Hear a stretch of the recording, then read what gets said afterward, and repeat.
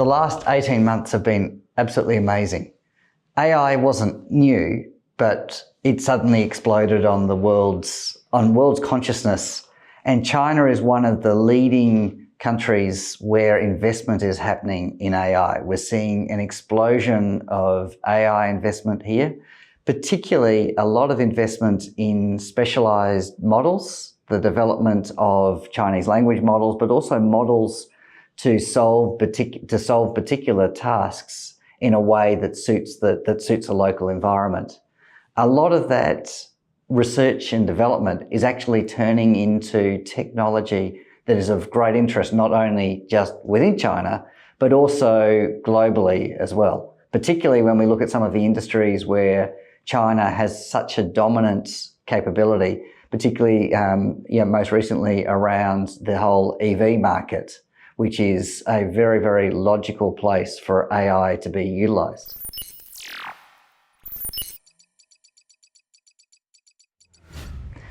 Technology is expensive, and the reality is companies are having to spend more and more on technology. But technology also sits at the absolute heart of how most companies operate. Our customers expect to have access to all of that technology. Now along comes AI, and AI is also expensive, but we have to recognise it's also developing very, very quickly. So when we look at a company's technology that they've invested in, we talk about the technology liabilities. This is the technology that has become out of date. It's important to recognise that when we are implementing established technology, we might perhaps aim to have 5 or 10 years lifespan out of a system before it has to be replaced. With AI, we should assume that we may only have about a year before we need to change it in some way. But the good news is a lot of the AI solutions that are available right now are actually relatively quick to implement in the first instance.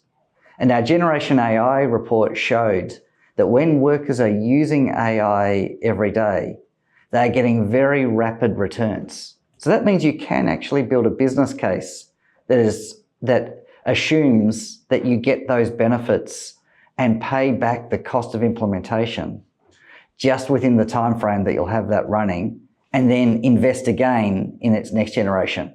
And the really good news is if you make that investment now, you develop skills within your company that will set you up as these AI solutions become even more mainstream in the future.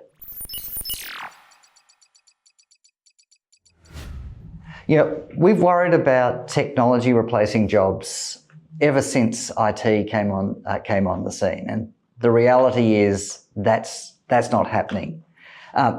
Now, with AI, obviously there's quite a bit of change, and people are worried about how it will affect them, how it will change the workforce, whether or not everybody will be able to keep up.